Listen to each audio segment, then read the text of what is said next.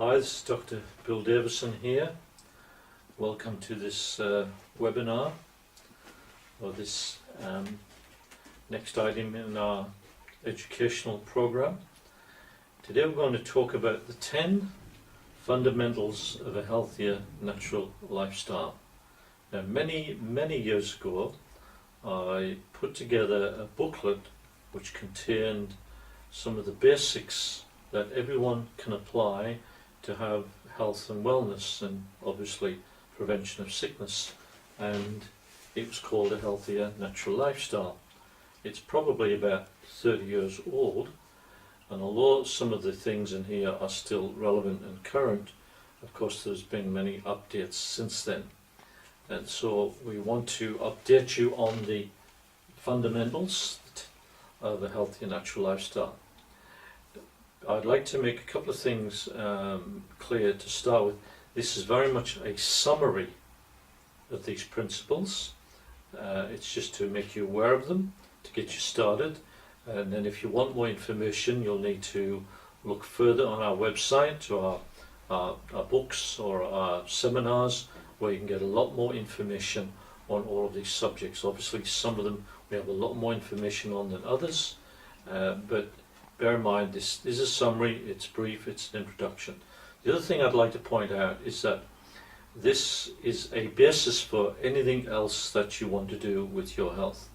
It's a basis or a foundation if you have any kind of disease, and in particular if you have cancer, and we are going to do a webinar on that also, and this will form part of those instructions.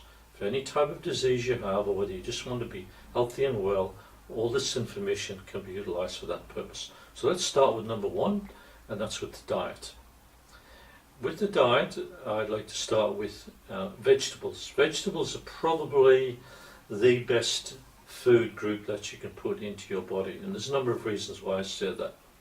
And so you can have basically as much vegetables as you like. There is one proviso on that, and that is starchy vegetables. Things like potato, pumpkin, sweet potato, carrots. They're starchy, and sometimes, depending on your body type or your blood sugar, you have to be a little bit careful with the starchy vegetables. But as far as the green veggies are concerned, as much and as many as you like. And of course, juiced has a different application for cleansing, but juicing of your green vegetables is also highly recommended. The next group I would like to talk about is fruit, and the reason we often combine fruit and vegetables together, but the reason I've separated is because there's a big thing out at the moment about fructose, which is the sugar in fruit, and how that may be a problem for some people. So whereas this may be the case, I used to say that the more fruit you eat the better, but for some people they have to be a little bit careful with how much fruit they eat, particularly the sweet fruit like grapes and melons and sometimes bananas. So as you'll hear me talk, these are generalities, and because everybody is different, sometimes you have to adapt them to your different situation. But fruit is the second best thing I believe you can put into your body. Both fruit and vegetables are very cleansing, very detoxifying, but they work in a different way. But the fruit is highly recommended, with that little precaution that you may need to not overdo it. What's overdoing it? Well, everyone's different. The next thing that I would like to add in is what we call your complex carbs. Complex carbohydrates, they're your whole grains, whole wheat, whole rice, whole oats, etc. And again, I would say not unlimited amounts of complex carbs. Again, carbs, a lot of attention on those at the moment. How too many is not good. If you want to lose weight, you've got to reduce them. So I'd say a moderate amounts of complex carbs are good to have in your diet.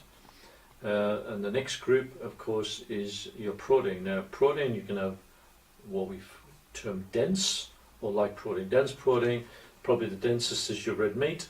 And then you would have perhaps your fowl, which is chicken or turkey, then you have your fish and your eggs. So and eggs are kind of in between dense and light. So there's dense protein and there's light protein. And the light protein is your things like your lentils, your beans, chickpeas, nuts, etc. And I believe that it's better to have more light protein than it is dense protein. You try to keep your dense protein to a minimum, particularly red meat. It requires a lot of energy for your body to digest red meat, and also there's a lot of waste in it, which requires a lot of energy for your body to process that. You've got to hear me saying this until you're sick of hearing it, but people still don't get it. Everybody's different, but I'm generalizing now.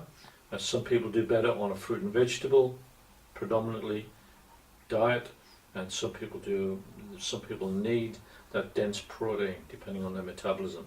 So we have vegetables, we have fruit, we have complex carbs, we have dense protein, and we have light protein. So light protein ideally should be more than your dense protein. What I like to do sometimes with advise my patients is make up a mix of beans and lentils, etc., and then put a little bit of either mince, good quality red meat mince in there, or turkey mince, or even chicken mince. It's already minced up, so it's easier for your body to digest it. And if you put those in with your light protein, you only need a little bit. Improves the taste, improves the amino acid availability to your system, and so that way you get the best of both worlds, so to speak. So you don't have to consume a lot of dense protein by mixing it a little bit with your light protein. Refined carbs, really the less refined carbs you have the better. White rice, white bread, etc., etc. Anything that's refined, it's better to have none of that. Again, some people have more of a problem with it than others. If you do have to have a refined carb, a dessert or something like that, then obviously the best time is after your evening meal, when your blood sugar is least susceptible and when you've already got a meal in there, so it doesn't give you that sugar hit as much. Next subject is fats.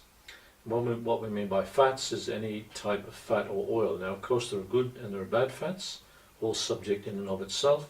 And again, everybody's different. Some people can handle dairy, some people can't. So again, moderate amounts of fats, oils, dairy, all in the one group. So that's basically the fundamentals of your food groups. We should mention starch, which is really normally a vegetable. White rice can be a starch too, or refined carb. The body often treats it, and one body may treat the white rice as a carb, and the body may treat the white rice as a starch. So that depends. That might sound a bit confusing. That's just what we found in our testing in the clinic. But basically, starchy vegetables, again, kept to a moderate amount. Potatoes, pumpkin, carrots. So that comes into the vegetable category, but we mentioned starch because you can also have other foods that are starch apart from vegetables. Also, there's such a thing as food combinations. A lot of our patients who are stuck on weight loss require them to apply food combinations, and it can get quite complicated, but the simplest and easiest way to remember it is simply don't combine starch with protein at the same meal, because it's more difficult for the body to digest that, and whatever's not digested properly can be absorbed, can cause mucus, the body can store it as fat. So that's